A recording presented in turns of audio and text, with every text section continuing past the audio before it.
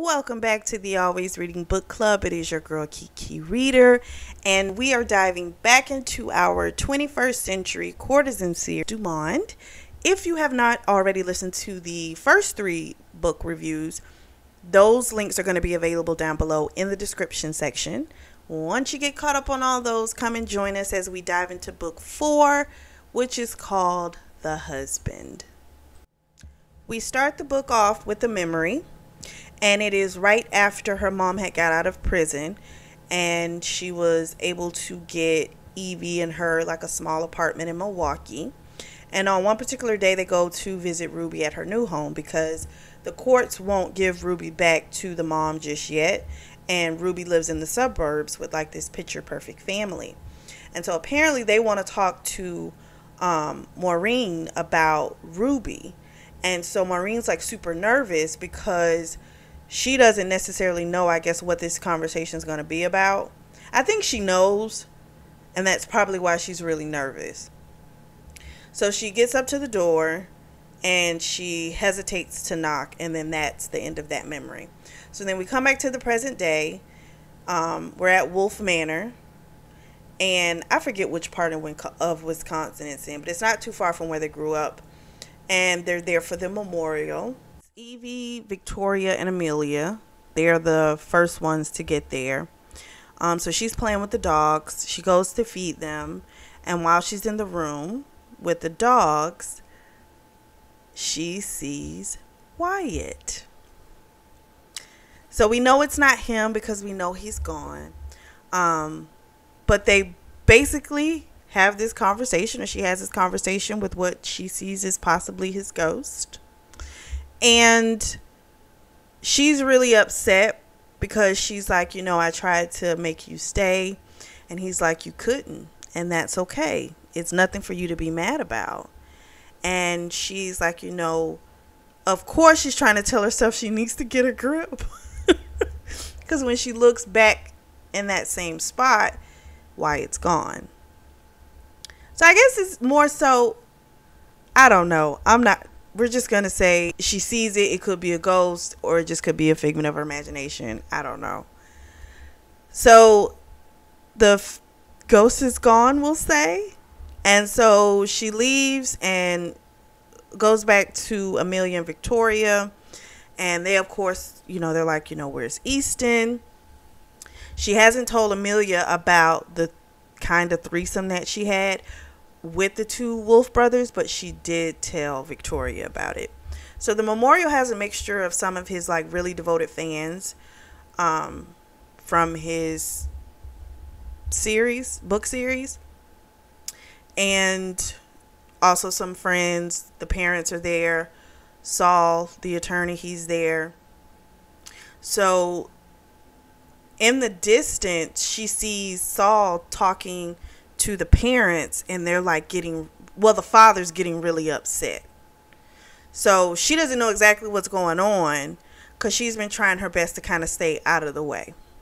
So Ruby and Maureen were supposed to come to this memorial, but Maureen pulled out at the last minute because she just said, I don't want to hurt the Wolf parents any more than I already have. And that makes sense, and I don't feel like she should have been there anyway, because that's like a reminder of like the start of the pain possibly for that family. So I think that was the smartest thing for her to do. Ruby finally shows up, but of course it's like after the actual ceremony and everything, and she's like talking to like the diehard devoted fans of his. They're like tatted up and things like that, but they're like readers and all this type of stuff. So she's talking with them, so she's preoccupied. So Saul, of course, is like, we need to talk, but she's trying to avoid talking to him. And so she sees the parents about to leave, and she's like, how the heck are they leaving?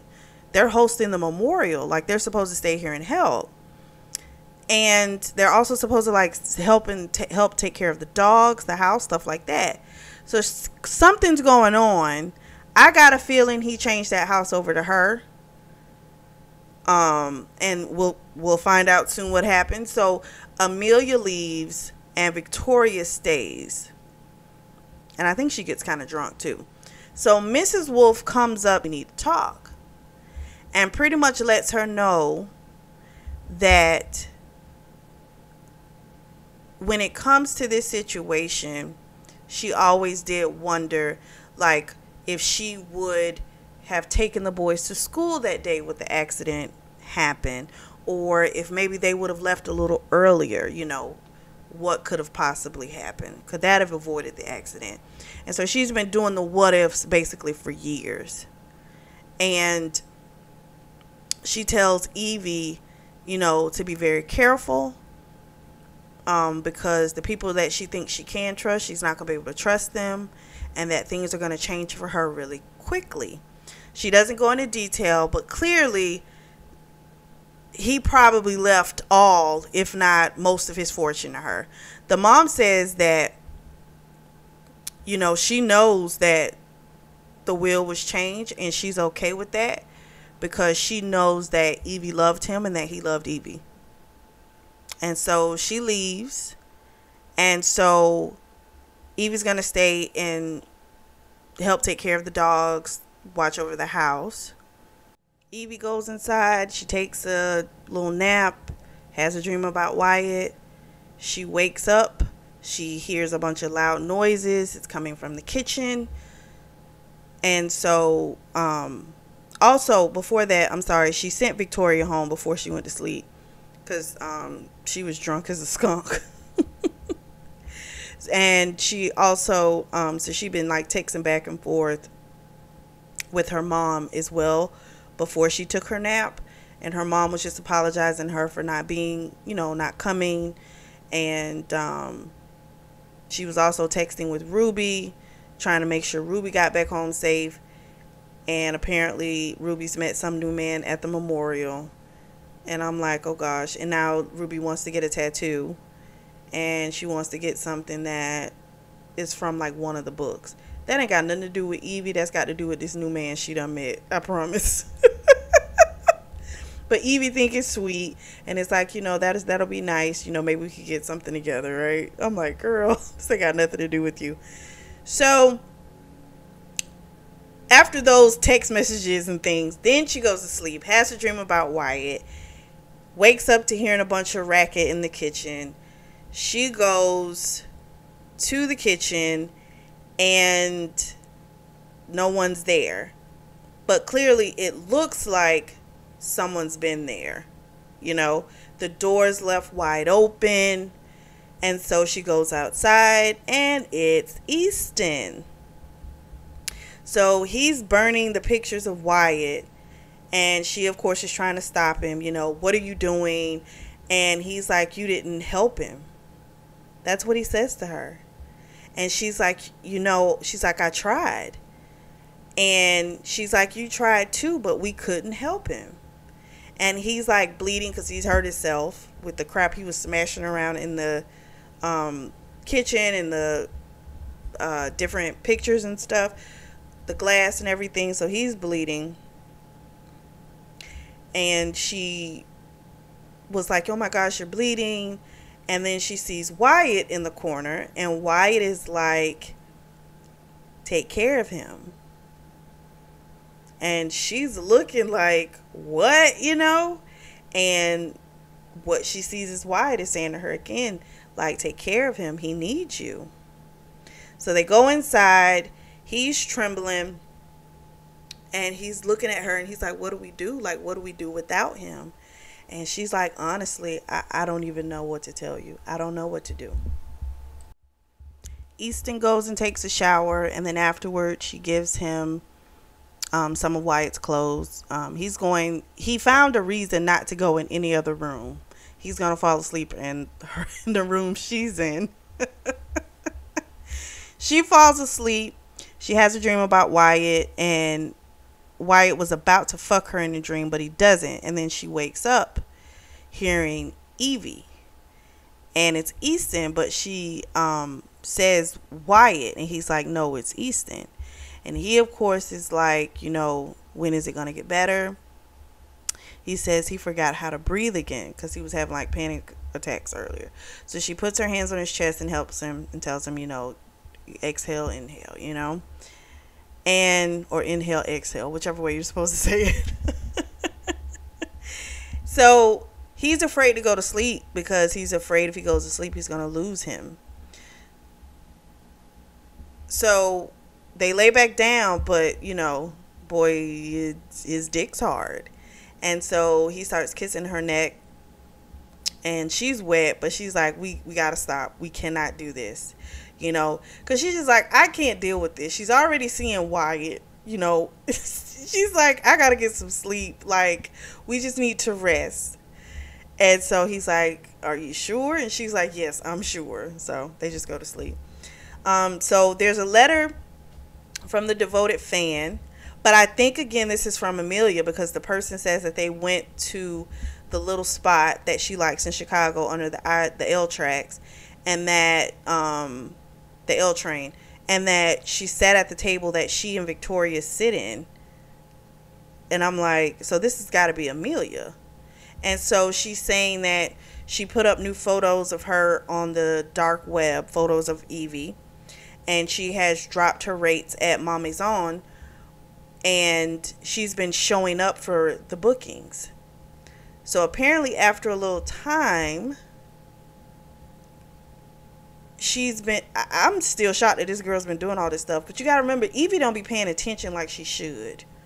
So I could kind of see stuff like this happening, because she really doesn't, and she doesn't feel like she has a reason not to trust Amelia. So it's crazy.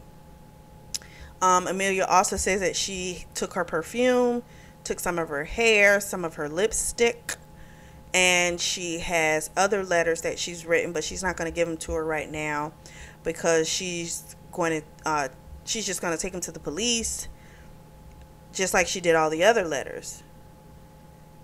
So then now I'm thinking it's probably 3 different devoted fans, because I believe Victoria's one of them, I believe Amelia's one of them, and then I think it's someone from the past.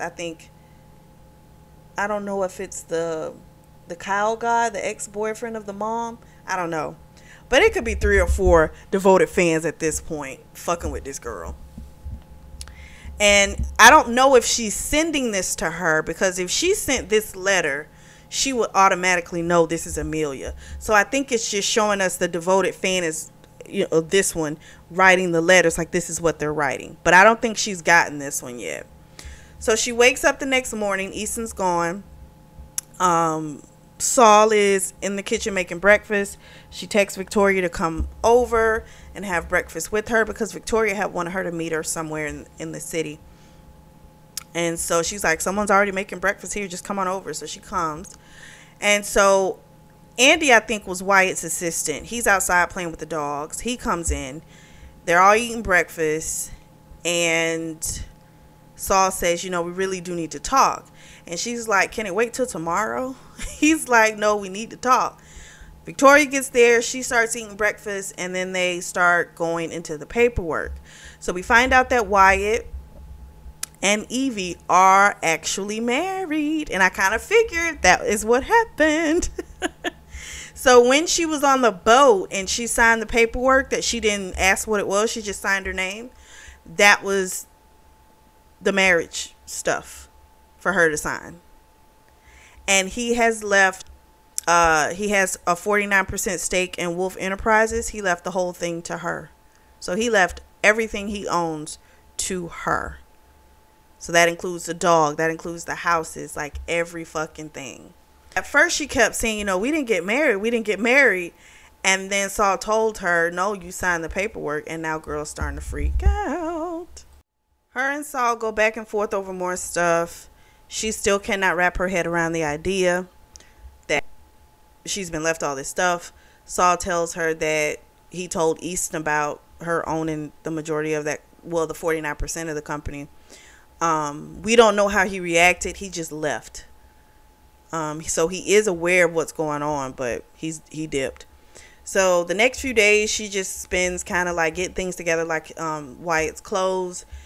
She decides to keep some of the things for herself, you know, for memories. For instance, the sweater that he was wearing the night she first saw him again at the library charity event. So she's going to keep that along with some other things. And then the rest of it she is going to donate to charity. something that can help out other people. So she gets a message from Victoria that she's going to, take her to have some fun. And she's going to have Andy take care of the dogs. So they're going to do like this movie night, chocolate, fun night they're going to have. Total girls' night. So I'm still thinking the last letter that we read in the previous book, The Beloved, I still think that was from Victoria. They confusing me, but I think Victoria is one of these devoted fan writers as well. So Victoria and Evie, they get deep tissue massages, have dinner at a steakhouse, and she tells her, Victoria tells her a story back when she was back home in Memphis. And so Victoria apparently had this guy that came from like good money, good family, and she was crazy about his brother, who was kind of like the wild child. And they also had an uncle who liked her, and he was like really creepy and stuff, and he would rub himself around her. He was creepy. And he almost got her one time, but he couldn't get his zipper down, and she was able to like escape.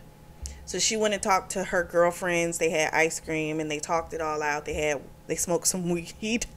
And so she, decided that she couldn't marry Clark, who was a good guy. But she could marry, and she couldn't marry him because that's not who she wanted. But she did date his brother, whose name's Travis. They dated on and off for a few years up until he got married. But she says they stay in touch. So then Victoria orders them dessert, and she tells her, you'll figure things out. And then she leaves, and when she leaves, Dylan's there. And of course, Evie's like, what are you doing here? And he's like, I was hoping to surprise you. Is this a good surprise? And she was like, yeah, it's a really good surprise. So apparently there's another letter. I don't think she got this one either, because I think we're getting to the point to where the letters are being written and we're just like reading the letters that whoever the devoted fan is writing. This letter is saying that they're calling her an ice queen for giving back the engagement ring to Dylan, and that they haven't really been there for him. But I'm just kind of like, at the same time, she is going through a lot of stuff. So I don't know, but not to say that he isn't, because he is dealing with stuff with his mom. That's a lot too. But that's also a reason why you don't do like major life decisions sometimes when a lot of stuff is going on, because it's kind of, why are you making the decision? And if you're making it out of haste, or well, this is happening, so now we just need to do this, like, nah, that means if you weren't under duress, you wouldn't do it. You know what I'm saying? So the person is saying, they've been showing, they've even gone to some games with them, and he's still been faithful to Evelyn, because in the letters they say Evelyn, but they're not going to give up. They're just going to stay and wait until it's their time. So her and Dylan have their dessert. He takes her up to the large cabin he rented, lodge up the road. They have a nice hard fuck. Afterwards, she sees Wyatt in the room.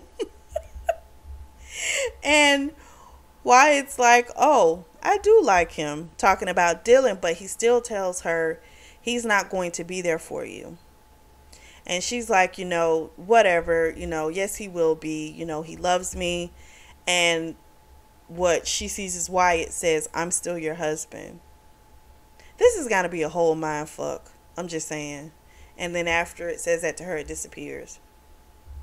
So the next morning she gets up, her and Dylan, he starts to make breakfast, and he kind of tells her, he's about to turn 40, and he doesn't want to sound like a cliche, but, he's thinking about moving back to Dallas, possibly slowing down with the games, helping with the family business, which is the church. And they have a lot of different aspects of the church that he could help with, and so he's starting to really think about doing that. He knows she doesn't want to get married, so he's not trying to pressure her into doing that, but them getting a house together, like really living together and being a part of each other's lives, he's like, I want that with you. I know you're going to still keep your place in the city because I know you love the city. And then he looks at her hand and he sees the ring, But this is my thing. How the fuck you didn't see this the previous night? Like, I'm going to notice a ring on somebody's finger. You know, like, how did he not see that? But apparently he didn't. But this morning he saw it and he asked her, what is that? He's like, is that like a friendship ring? And at first she lies and she's like, yeah, because, you know, we were going to be friends forever. But then he's like, I heard rumors that you went off and married him. But I was like, you wouldn't do that to me. And she was like, you know, I didn't know it was real. You know, I thought it was just being a fantasy world. Just something for him. I didn't know it was real. And he was just so hurt and was just like, you know, I think we need to take a break. And he was just like, I never thought you would hurt me like that. But then again, my whole issue is, if you knew this was the person for you, why were you so slow in trying and getting to this space? You know, it's only been like less than a couple of months since he did ask her to marry him. It took you all this time to figure out she was the one. I mean, don't get it twisted. I understand him feeling some type of way, that clearly with this person, she could say yes just like that. I understand that, right?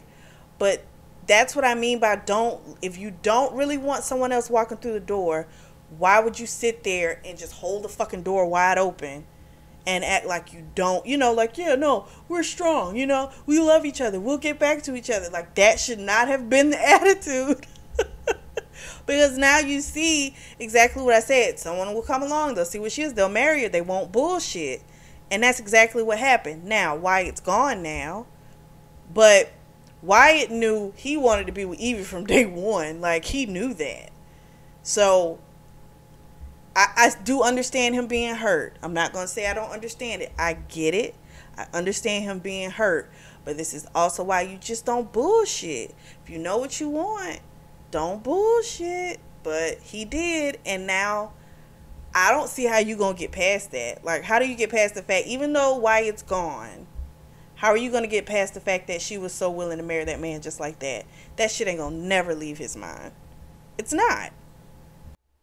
And even more so, I think Evie was head over heels about Dylan. She felt like she knew he was the one, and that was it. But I think as time went on and she kept seeing that he wasn't choosing her, that he said he loved her, but his actions didn't quite match up, you know what I mean? I think it dimmed what she felt, because then you start to go, oh shoot, I thought this was it, but this can't be it, because this person's moving like I'm disposable, kind of, you know what I'm saying? So that was just my little mini rant. So Dylan drops her off at the Wolf Manor. He leaves. She's crushed, but she's like, you know what? I got to get back to Chicago, get my life, you know, back in the city, you know, get back to some clients. Like, she just wants to get back to her old life. But she's bringing her dogs with her. So Victoria comes to help her pack up her stuff to come back to the city. And she's about to leave, and she gets a text from Easton. And Easton tells her, you know, I'm sorry I left like that, you know, and I didn't say anything. And she asks, you know, are you mad? And he's like, no. And she's like, you know, no, really, are you mad that he left everything to me? And he's like, no, I'm not mad. He's like, I just didn't know how to process, and so I just left. That's what I normally do to process. I just kind of leave, you know? Like, damn. He was like, he knew he was going to leave the house and the dogs to her. He's like, but I just didn't know everything about everything else. He's like, but I'm not mad at you about that. No. And so they keep texting, and he tells her, you know, we do need to talk. And she says, well, I'm on my way back to Chicago. We can talk then. He's like, well, I'm not in Chicago. I'm in Prague. And she's like, oh. And then she says to him, no, he says to her, he texts her, I'm not doing anything. And she's like, well, I mean, you can do whatever you want. She gets defensive. And he says to her, I'm not doing anything. And then he starts describing to her what he wants to do to her. Old girl pussy gets super wet, and she starts fingering herself, makes herself come. And he was like, he says it again, I'm not doing anything.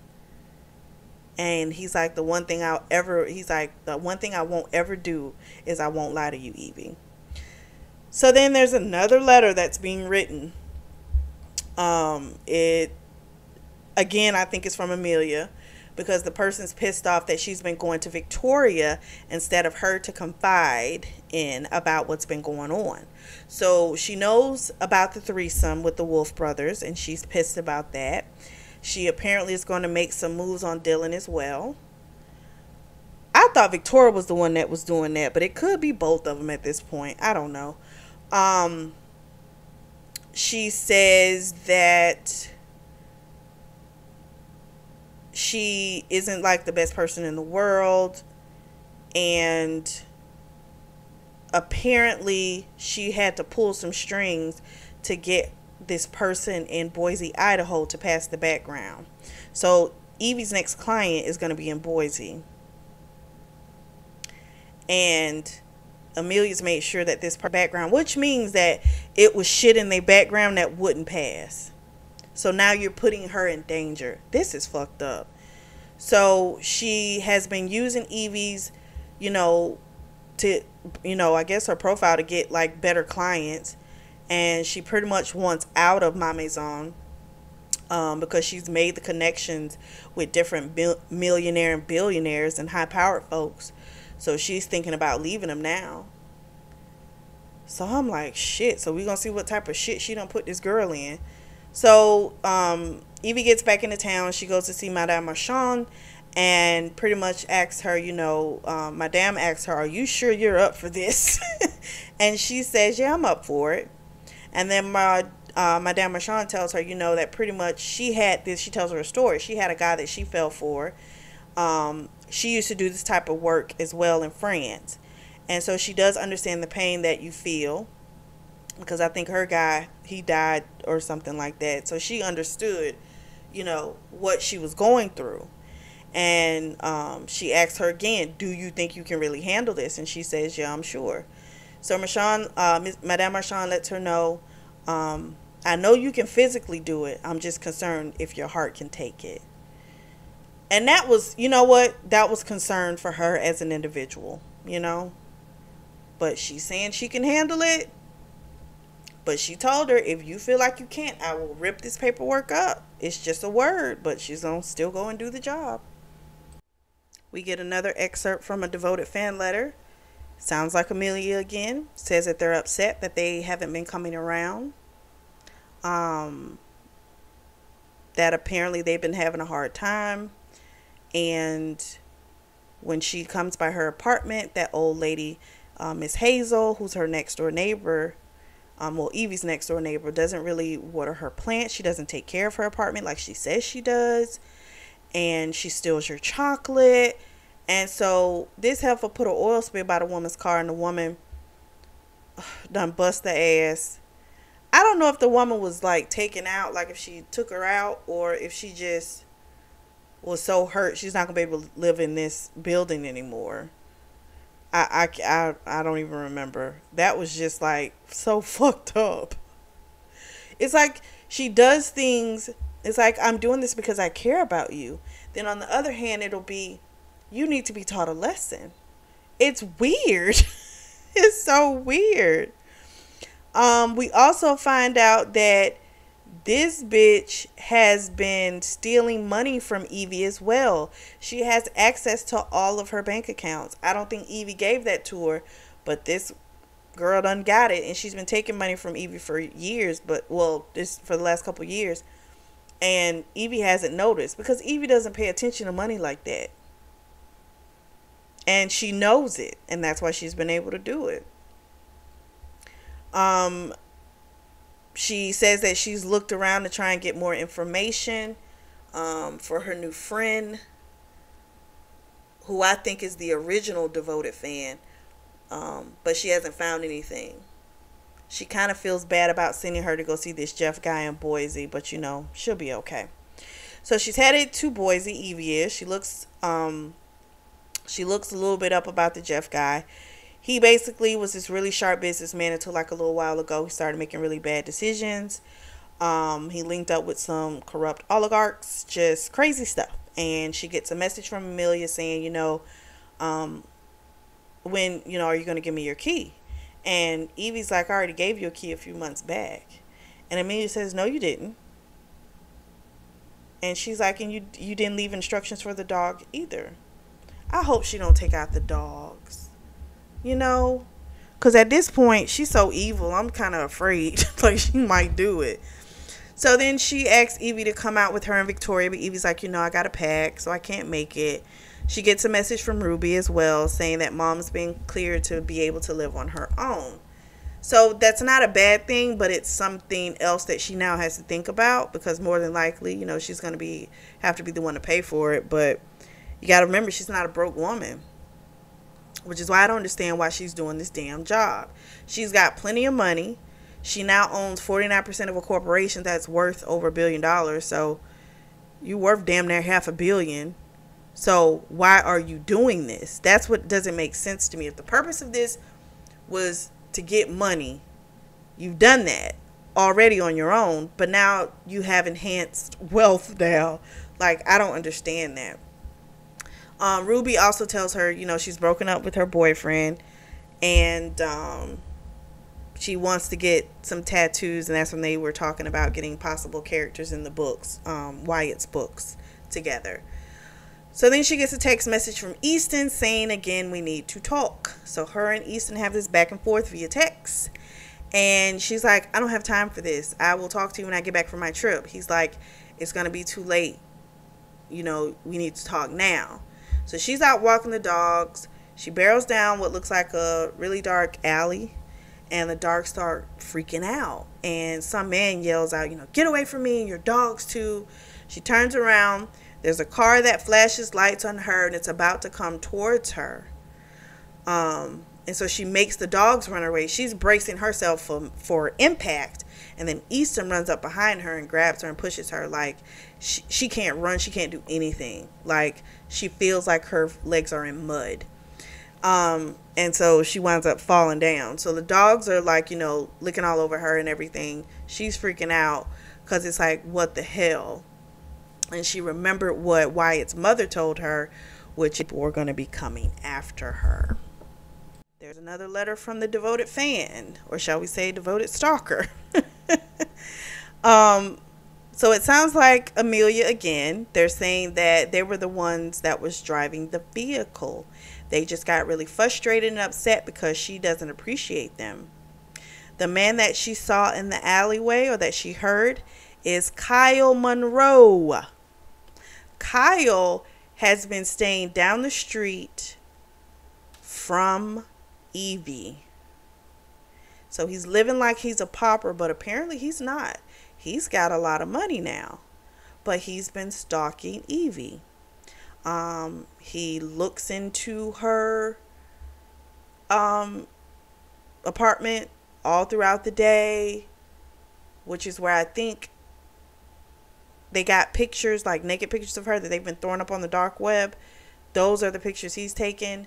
Amelia apparently has been messing with him. I'm like, oh my gosh, this is just too much. Ruby, she said something to her about Ruby, saying that her sister needs to pay for some things as well, because Ruby was her foster sister, but got treated better than she did. So Ruby had said in her text messages that she had reconnected with somebody named Mia that she lived with when she was in the foster home.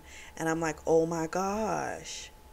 But then it still doesn't make sense of why she's coming after Evie. That's the part I'm like trying to tie together. This is so crazy.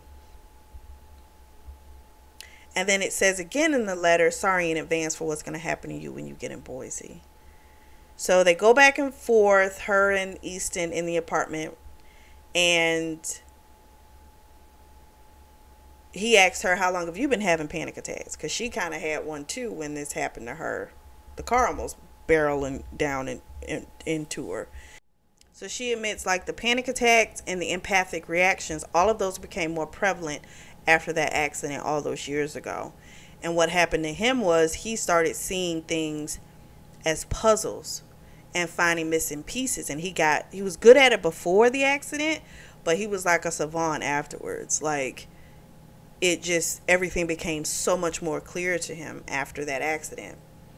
And then she says to him, "Do you want me?" And he says yes. And they have this magical fuck session. And the girl's like, "Oh my gosh, this doesn't feel like anybody else. This feels like the missing piece." And I'm like, fuck. So they go. In the middle of the night, she wakes up. She sees Wyatt. And Wyatt's like, he wants her to be with Easton. And he tells her Easton's falling for her. And I don't feel he's already fell as far as I'm concerned. That boy already fell for her. He apologized earlier. This is back to Easton when he wakes up in the morning. He apologizes for being mean to her. This is before they fucked. Let me say it correctly. He apologized for being mean, and he was like, "You didn't deserve that," and all this type of stuff. And I don't know. I like them together, though. I actually really liked them together. I think they make sense. I think that's what's been crazy thing with them, is because it feels like that's who you're supposed to kind of be with. Don't get it twisted. I know you can get that wrong. But it feels more so like she's drawn to him. He's drawn to her. Everything you're drawn to isn't good for you. Let me say that. But they just seem to make more sense to me. Dylan doesn't make sense to me. Because honestly, even though this is what Evie does for a living, Evie really is somebody that just wants the one person. Like, if she just has the one person for the rest of her life, she's good. So, I don't know. So the next morning, he asked her, "Are you still going? Do you have to go?" And she's like, "Yeah, I made a commitment. I need to follow through." He's like, "You don't always have to do that."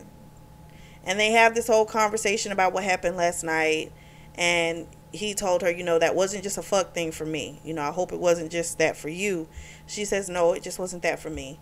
And then he says, you don't have to go do this job. And he tells her, you own a big portion of a multi-billion-dollar company. You do not have to do this. You own books, you own property, you own stuff. And she can't wrap her head around the fact that she has this stuff. And she also feels like the will isn't settled. And so she's thinking, like, what if the parents, or anyone comes and contests the will that holds up everything, right? So she feels like it's not something she can depend on. And I understand that. But again, the girl is not broke already. She's not broke. She was making 7 figures a year. She's not broke. Before Easton leaves, he just kind of says to her, this is real. This is not fake. It's not fantasy. It's real. And you need to wrap your head around that. So she gets to Boise, and the first feeling she has is that she doesn't want to be there. And that's the first time she's felt like that since she became a 21st century courtesan. And I'm like, yeah, because your ass shouldn't be there. So the flight's super late to Boise. There's no car waiting for her. She messages his assistant. I think her name was Brooklyn. She profusely apologizes and is like, I'm going to get someone out there to you quickly. They have this back and forth text. And then basically from the text messages, it sounds like the Jeff guy works his people extremely hard. And he's one of those up and down temper people. And, the woman wants her to know, if for any reason this doesn't work out, run fast. So that right there is just a massive warning. I would have got back on the flight. Fuck this. I would have just left. For his assistant to tell you to run, if things don't work out the way you think, to run, girl, you probably shouldn't be there. So the driver gets there. His name's Max. He takes her stuff. She messages with Easton. He calls her a witch because she's empathic. And he was like, "I thought you were supposed to tell me when you made it safe." And she's like, "Well, I did make it safe." And she's like, she texts him back also, "You were right. I should have stayed in Chicago." And he was like, "Oh my gosh, hell has frozen over." He's like, "You're admitting that I'm right?" So they have a back and forth about that. She gets to the place. It's like a disco where they're at. Like a club, I guess. And they're playing Sylvester's You Make Me Feel Mighty Real. I like that song. I haven't heard that in a long time. That's an 80s jam. And then she sees the Jeff guy, and he's looking at her, but she can feel like his look is like, I want to devour you. So she's feeling these sexual feelings, but they're not hers because she doesn't find him that attractive. But it's what he's feeling towards her. So then the Jeff guy, he's a super handsy one. And before she walks over to him, she sees Wyatt. And he says to her, you don't have to do this. You can stop doing this. And, you know, it's like the purpose of this was to take care of your family. You just inherited all this money and all this stuff, like, to do that. You don't have to do this. It's time for you to heal yourself. So again, I think she's seeing it in the form of Wyatt, but it's her conscience is what I think it is. I think it's her conscience telling her, but it's showing it through, you know, she's seeing it through like a Wyatt, you know, someone that she would listen to because she's not listening to herself. So it's coming in that form. That's what I think is happening. Okay. And so she says that bullshit thing of, you know, when I commit to something, I stick to it. There's nothing wrong with being committed to things and sticking with things. But when you feel like this is something bad, you need to run for the hills. There's a reason you feel that way. So again, the Jeff guy is super handsy. He's trying to get her to drink. She doesn't really want to. He orders her some steak. She goes to the bathroom. She meets a woman that she had met at the airport. But the woman had told her, you know, be careful of that crowd. You know, they're not all sheep. And she had saw the woman at the airport. And she thought the woman was just, you know, like a regular, you know, street walker. But the woman's at this party too. So she's looking at the woman like the woman doesn't really look like a street walker, but she's kind of dressed like one. So the woman also gave her number and said, if you ever need help, call, you know, or text me. So she messages with Victoria. We find out that Amelia lied. So Amelia told Evie that the plans were canceled, but she told Victoria, oh, Evie doesn't want to come because she's packing. So clearly Evie knows Amelia's lying, but she can't figure out why she's lying, and she doesn't want to dive into that right now. She's messaging back and forth with Victoria about like what she should do with the situation that she's currently in. And Victoria's like, you know, how do you feel? Do you feel like you need to get out of there? And Evie's like, I don't really know. I'm just trying to keep my guard up, you know, just kind of figure out what needs to happen next. So she gets a message from Brooklyn, who is Jeff's assistant. She's going to come to the party. And so we find out that Jeff has been gone for like an hour. He like ordered Evie a steak and everything, and then he dipped. And the Roy Bain guy is like Jeff's other assistant. So like the things that Brooklyn won't do, the illegal stuff, that's the stuff that Roy secures for Jeff. Jeff has an issue with drugs, and he has, you know, been fighting to stay sober. And so Brooklyn's going to go look for Jeff. Evie decides to follow. So Brooklyn goes to the back room. Evie's following her. She sees the young girl that she had met earlier, who's probably not even 18. She looks like she's 15 or 16. She's on her back. Her clothes are pushed up. She looks passed out. So they've given her something. And they're about to violate her. So she yells out the girl's name. And she yells out she's 15. And then the first guy, like, you know, who was about to violate her, he like pulls his pants up and tries to get away. And the Roy guy sees the Brooklyn girl, drags her away. Evie's having this crisis of like, you know, should I do something? And she hears Wyatt's voice telling her, you know, just call the cops. You know, like, you don't have to stay here. You don't have to do anything else, but just call the cops. You know? And she's still on this, I'm not a quitter bullshit, right? And then she gets her ass tossed around. So she takes pictures before she gets tossed around. She's taking pictures of the guys. And then the Jeff guy's like, you know, I own you. This isn't what I paid for. I paid for a fantasy. And he grabs her, throws her ass across the room. She broke her arm because after he threw her, he came back over there to where she was. But before he did something else to her, she was able to text that phone number of the woman who had given her the information. And the woman, come to find out, she was a police officer. She was undercover, and so was Max, her driver. They were both undercover police, so they were clearly trying to infiltrate this place anyway. So then she starts screaming because he stomps on her arm, and so she's screaming out in massive pain, and she yells out, "I quit!" And he's like, "You can't quit." He's like, "I own you." And again, my thing was, you did not have to do this. It's not about quitting. It's about making smart choices. So we get another letter, and this sounds like Amelia, and it basically says that, you know, it could have been much worse what went down in Boise. And they've been checking her social media to see if she's putting up anything about pray for me. But Evie doesn't do that type of bullshit. Like, she doesn't try and get sympathy. So I don't know why they would think she would do that anyway. Then the letter starts talking about addiction and how people can be addicted to different things. They can be addicted to food. They can be addicted to church. This person is addicted to taking everything away from Evelyn. And I'm like, damn, that's fucked up.